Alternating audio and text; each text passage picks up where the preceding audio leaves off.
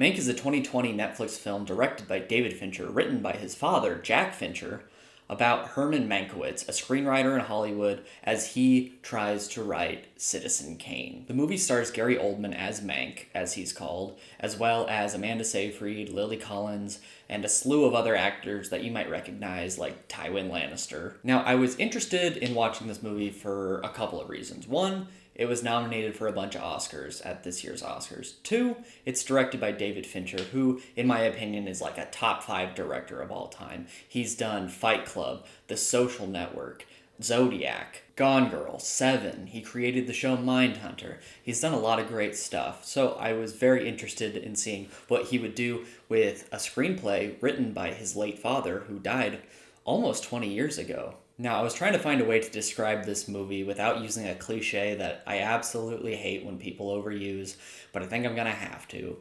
This movie is a love letter to old Hollywood of the 1930s and 40s. This movie is in part about the creation of Citizen Kane, and Citizen Kane is one of those movies that you always hear about people saying, oh, it's one of the best movies of all time, and I've seen Citizen Kane, and it is a good movie, and I'm sure it was very revolutionary when it first came out, but it's been 80 years since Citizen Kane, and we've had a lot of really great movies since then. Honestly, it wouldn't even crack like my top 250 movies nowadays. So it's one of those movies that critics and film snobs are always very uppity about. So I was a little concerned about how this was gonna go.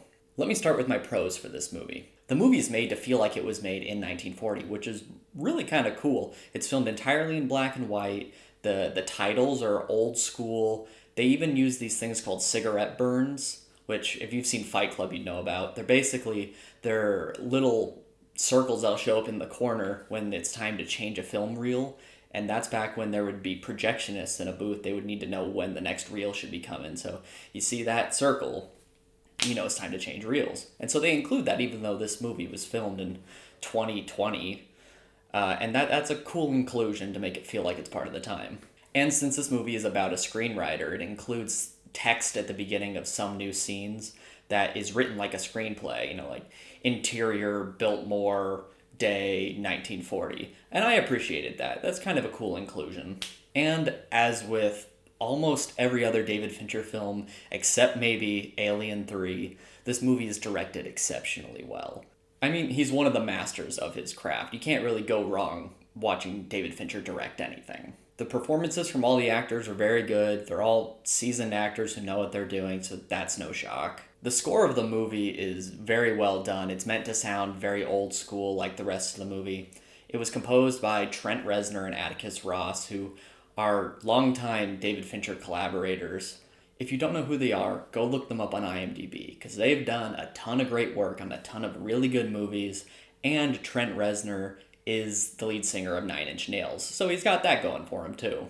The set design is phenomenal. Everything looks like it's in the 30s and 40s. With David Fincher, you're going to get that. On Zodiac, everything was just so picture perfect for the 70s, so not a shock. In terms of dialogue, most of it's very well written. Some of it tries to get too clever for its own good, and you're just like, okay, it sounds a little corny, but I'll roll with it. And I guess that can segue me into the cons for this movie. While the dialogue and story structure are adequate for a movie, I found myself being uninterested for a lot of the runtime. This movie can get painfully boring. I didn't really care about much of anything that was going on with our characters or anything happening in the movie in general. This movie is over 2 hours, and even before I hit the 1 hour mark, I felt myself starting to feel like this was dragging on a little bit, and I was like, oh no. And by the last half hour, I was just kind of hoping we would end the movie. I consider myself someone who really likes film history and how movies were made back in the day, and even I was just kind of like, I don't care about what's going on. So that's probably not good. This movie is textbook Oscar bait.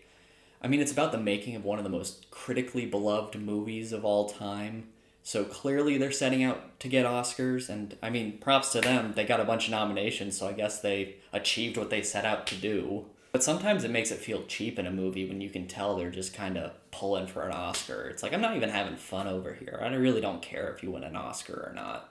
When all is said and done, this movie hits the mark on pretty much all of the technical aspects of movie making, but it really misses the mark on just being interesting to watch. I give Mank a 6.6 out of 10. It is pure Oscar-bation. Of all the David Fincher movies I've seen, and I've seen a lot of them, this would be very low on the list, which is sad to say, because he was adapting from his dad's screenplay, and his dad's no longer with us, so that's kind of sad, but I feel like I need to be honest. I just didn't really enjoy my time watching this movie. Alright guys, it's that time of the video where I ask you to like and subscribe. Tell your coworkers and bosses, tell the mailman, tell whoever gives you your COVID vaccine, which you should definitely do as soon as possible. Mank, it's Orson Welles.